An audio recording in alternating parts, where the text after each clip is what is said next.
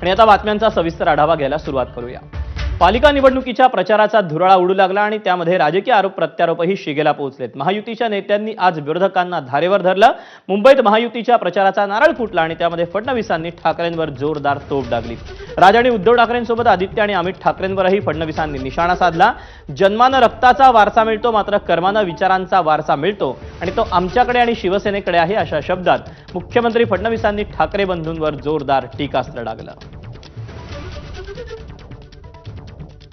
मुंबईचा महापौर महायुतीचाच होणार, मुंबईचा महापौर हिंदूच होणार आणि मुंबईचा महापौर मराठीच होणार। वारिस पठाण बोलून गेले, मुंबई में बुरखे वाली मेयर बनेगी। आम्हाला वाटलं आता मराठी माणसाबद्दल बोलणारे तुटून पडतील, पण मला समजलंच नाही। अचानक भोंग्याचे सेल डाऊन झाले। सकाळचा भोंगा बोलेनाच, विचारलं तर तोंडातनं शब्दच निघेना। एक जण यांच्यातला बोलायला तयार नाही, हे त्याचं उत्तर देण्याकरता देखील तयार नाही। आता आम्हालाच त्यांना चार्ज करावं लागेल, तर कदाचित या भोंग्यातनं आवाज निघतील। आणि म्हणून त्यांच्या छातीवर उभं राहून सांगतो, या ठिकाणी महापौर हिंदूच बनेल, या ठिकाणी महापौर मराठीच बनेल।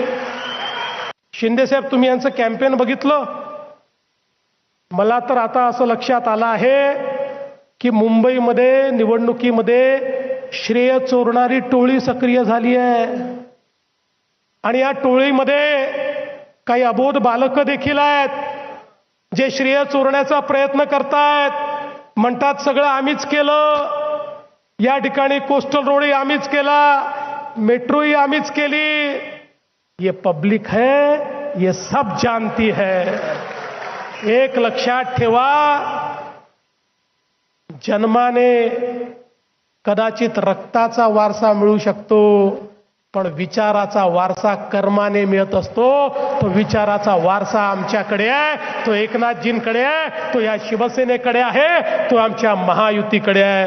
आणि म्हणून खऱ्या अर्थानं आता मुंबईकर जागा झालाय, तो विकासाचा धागा झालाय, हे देखील आता लक्षात घेण्याची आवश्यकता आहे। दरम्यान शिंदेंनीही उद्धव ठाकरेंवर हल्लाबोल केला, पाहूया। काही जण निवडणुका आल्या